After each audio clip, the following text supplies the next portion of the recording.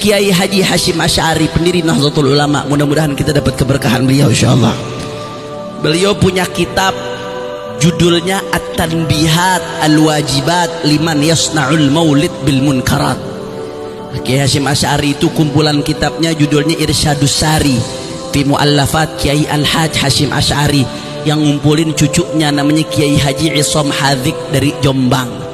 Nah, ada salah satu di antara kitab-kitab yang dimuat dalam Irsyadus Sari, ada risalahnya Kiai Hasyim Asy'ari yang berjudul Tanbihat Wajibat Liman Yasna'ul Maulid Bil Munkarat. Jadi zamannya kenapa itu waktu Kiai Hasyim sampai nulis kitab itu, Hadratus Syekh Kiai Hasyim Asy'ari, karena beliau melihat di zaman itu ada orang-orang yang merayakan kesucian Maulid Nabi Muhammad sallallahu alaihi wasallam, tapi kesuciannya dikotorin dengan maksiat. Ngerayain Maulid Nabi, acaranya acara suci, tapi laki perempuan dicampur. Ngerayain Maulid Nabi, acaranya acara suci, tapi kelar Maulid dangdut. Yang model begitu masih ada apa kagak? Di kampung-kampung banyak sudah. Kiai Hasyim Asy'ari saking perhatiannya sama bab ini sampai nulis kitab khusus Tanbihat Wajibat Liman Yasna'ul Maulid Bil Munkarat. 10 peringatan dicantumkan, asyra tanbihat di dalam kitab tersebut. Saya nggak mau bahas satu persatu, terlalu panjang saudara. Langsung saya masuk ke At-Tanbihut Tasi', peringatan yang ke-9. Di peringatan yang ke-9, Kiai Hasyim Asy'ari menukil dari Al-Imam Subki Tajuddin As-Subki bin Taqiyuddin Ali bin Abdul Wahab As-Subki, kakek, bapak, sampai cucu semuanya ulama besar, mendekati derajat ijtihad saudara. Usratul ilm, keluarga ulama. Mudah-mudahan anak cucu kita dijadikan ulama insyaallah. Amin ya rabbal. Al-Imam Tajuddin As-Subki di dalam kitabnya At-Tarsyih, beliau menukil bahwasanya pernah suatu saat Al-Imam Syafi'i di dalam kitabnya Al-Um, di antara nas-nas yang beliau sebutkan di Al-Um, beliau pernah mengutip satu hadis. Hadisnya masyhur, kita sering dengar tuh hadis tentang ada seorang perempuan berdarah biru yang melakukan tindak tanduk pidana, kemudian ingin dipotong tangan oleh Nabi. Banyak yang protes minta dispensasi. Akhirnya Nabi Muhammad marah. Nabi Muhammad mengatakan innama ahlaka man kana qablakum, yang bikin rusak umat-umat sebelum kalian, hukum itu tajam ke bawah, tumpul ke atas. Sering dengar nggak hadis tentang itu saudara? Masyhur. Terus Nabi bersumpah, wa imallah law anna Fatimah binti Muhammadin sarakat laqata'tu yadaha.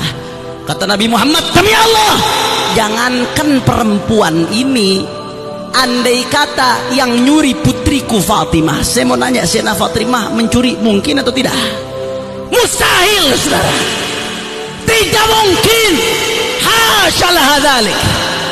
Tapi dijadiin contoh sama Nabi, liyakunal mithal ablagh, supaya contohnya tuh lebih matang lagi. Nabi sampai jadiin contoh, jangankan nih perempuan yang saya nggak tahu siapa, biar kata dia darah biru juga nggak ngaruh kalau depan hukum, kata Nabi. Andai kata putri saya yang mencuri, laqata'tu yadaha, kata Nabi Muhammad, akan aku potong tangannya. Ini hadis masyhur saudara.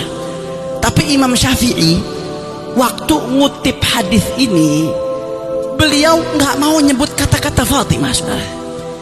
Imam Syafi'i merasa nggak enak, konteksnya kurang pas. Kalau dalam hadis ini nama Sayyidina Fatimah saya sebutkan, kalau yang nyebutkan Nabi pantas ayahnya, tapi kalau saya yang nyebutkan, walaupun saya cuma nukil hadis Nabi, saya merasa kurang pantas.